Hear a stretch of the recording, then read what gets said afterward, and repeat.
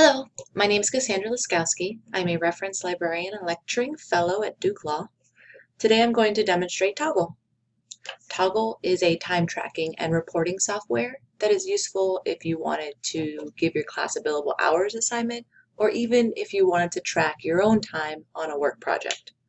It has a cloud, desktop, and mobile version that all sync together. Today I'll be demonstrating the cloud-based version, and every feature I will show you here today is completely free, which is a bonus. What you see before you is the screen you will see after you first log into Toggl. The sidebar here on the left is static and will remain the same whatever window we are in. At the top of the screen is our timer.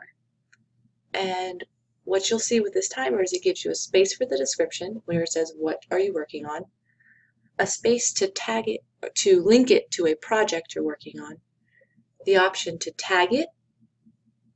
Billable hours, unfortunately, is a paid feature, and then the play button to start.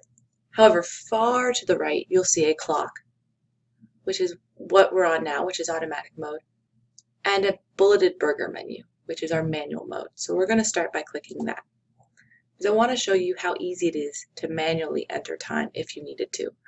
So let's say I forgot to enter time yesterday, and I was tree trimming. I was not tree trimming, but we'll pretend that I do that kind of stuff at home. And we'll attach it to me, house projects. And we'll say I started at a hearty 9 a.m. and I ended, stick to 11:30 a.m. Spent a good chunk of time trimming trees at my house. I press this check mark and it will add it to today. Oh no, I made a mistake. What mistake did I make? Well, when I entered time, I may have changed the time, but I did not change the date.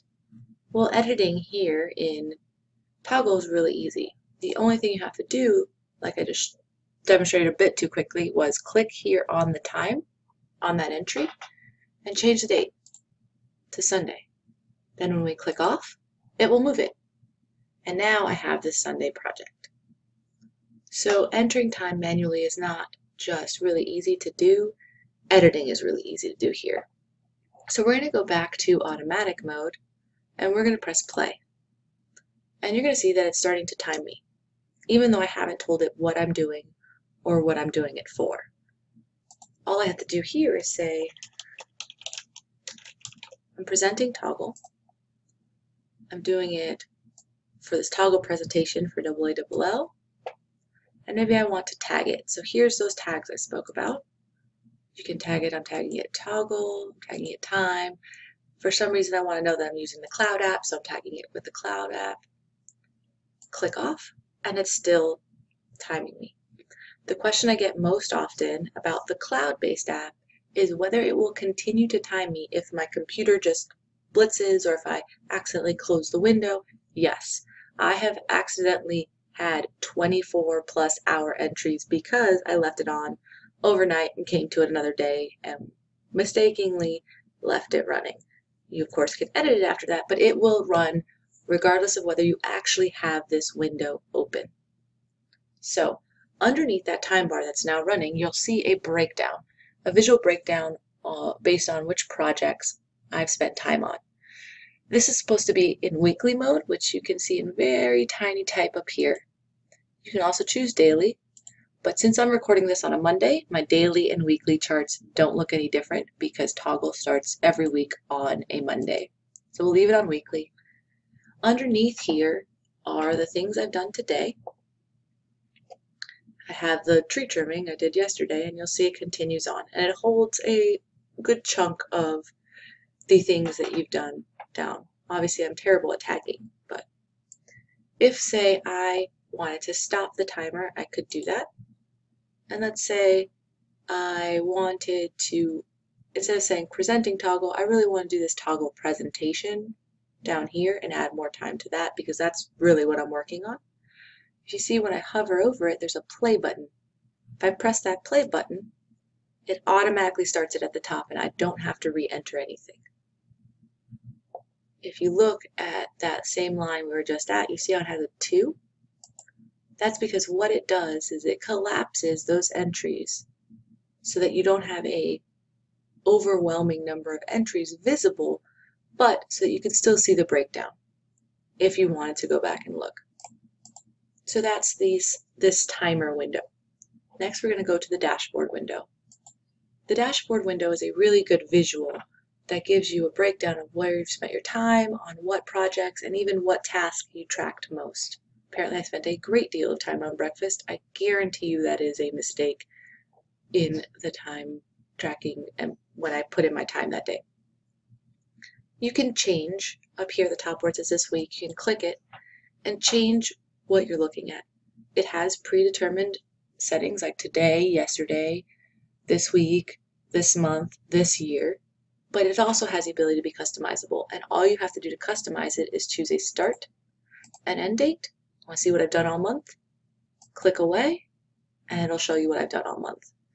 My time tracking is sporadic, as you can see, but it still gives you a visual. I've spent a lot of time on AALL work and apparently at Duke. Many of these entries are added for Toggl, but the next thing you'll see under dashboard is reports. And this is what Toggl does really well, is reporting. Here in reports, you can see this visual that it's giving you. Well, this is a summary report. It tells you what I spent time on and gives you a good visual. But a good thing about reports is, like the dashboard, you can choose the timeline, and you can also filter, say, by client or by project or even by team, but we'll get to team, or even by tags. So that's all you see. However, at the end of whatever filtering you've done, if you wanted to be able to present this, all you'd have to do is go to export, download as a PDF. It will give you this nifty little PDF that has a summary of all the time entries here for you. So you can see your breakdown based on projects, based on time entries, based on the week. So if you're doing the billable hours time, you can get consistent, visual, similar presentation or submissions from your students. And that's really useful. So they don't have to worry about Excel sheets and tracking or how to transfer it or doing math or making sure things happen exactly as you want them, because you just say, I want you to submit a weekly summary report every Friday.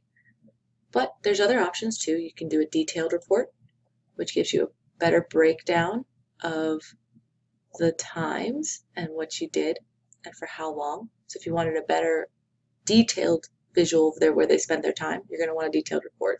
And then there's weekly, which is just a nice little table. So if we were to choose, say, last week instead, of course this one doesn't have as much flexibility because it's a weekly report, so you have to pick the week, but you can see how it tables out where I spent my time. So it won't give you the start time and end time, and it won't necessarily give you everything. It just tells you who did it, but it will give you a nice chunk of see where your time is going. Insights is unfortunately a paid feature, but it's not something that we need. This is more for analyzing where time is going and efficiency, so it's really good for businesses. Saved reports also requires a paid TAM, but since you can download reports and save them on your own computer, you don't need to save them on the cloud. So while this might be a convenient feature, I don't think it's one that you might necessarily need to pay for. Under all of this is where you can manage everything.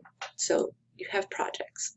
Here you can look at any of your projects. You can see your active or archived projects.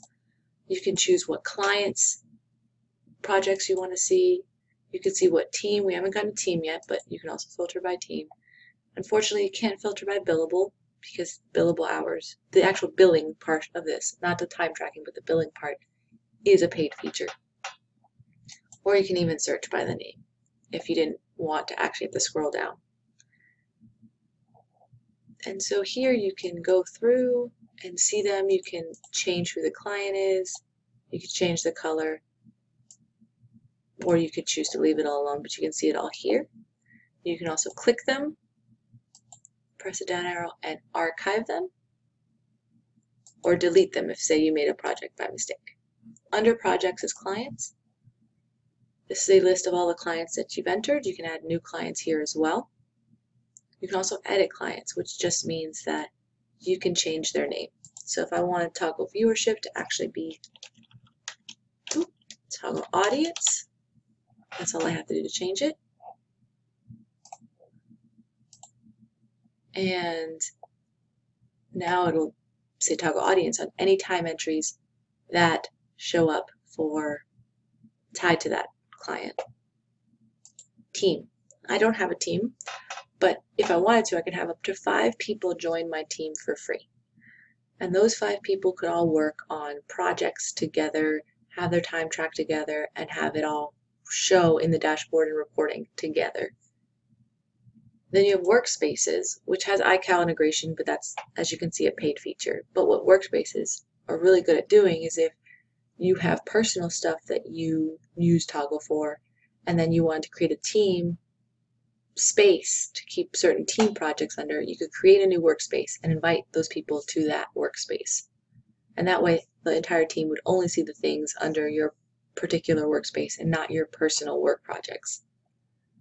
And then under that is tags. And this is where you might go if you wanted to pre-create a taxonomy for your time tracking. So if you had a team together and you wanted everyone to track their time with the similar tags, you could put it in here. And that way, you could provide a control to some degree. Team members are going to be able to make their own tags, so they can accidentally create tags, but Toggl is a really easy to edit software, so if they did so, they could change it to whatever your taxonomy was. Now, if we go back up here to our Toggl dashboard, you'll see the time tracker still going. Well, what if I wanted to create a new client and a new project? Do I have to really go to the project and the client tabs to do that? And the answer is no. So let's say that I didn't actually want this to be Toggl presentation for AALL. So let's say I wanted to say cloud demo because I want something new. Oh, it doesn't exist. All I have to do is either click that create a new project or control enter. I'm going to choose control enter. Now I have this create a new project window. What workspace do I want it in? Well, I only have the one, so that's the one I'm putting. What client do I want? Well, I want the Toggl,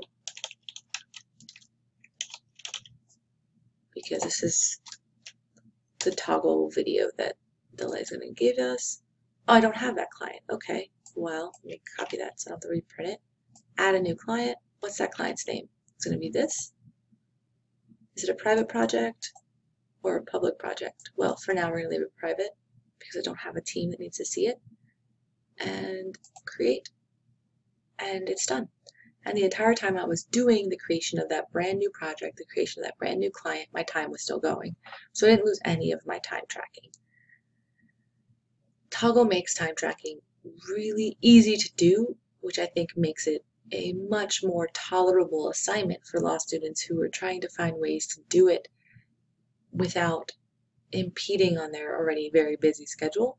And the fact that they could have it on their mobile device as well, and then if they were to make a mistake, just come to the cloud to really easily edit it after the fact. They can make it more explanatory. For example, they can come here and instead of saying prep, I could say prep for Toggl demo, right? Or if they're writing a memo, they could just write memo research and then come back and write memo researching these points, because maybe they don't know at the beginning of their research what exactly they were researching or finished researching. And that's all they'd have to do.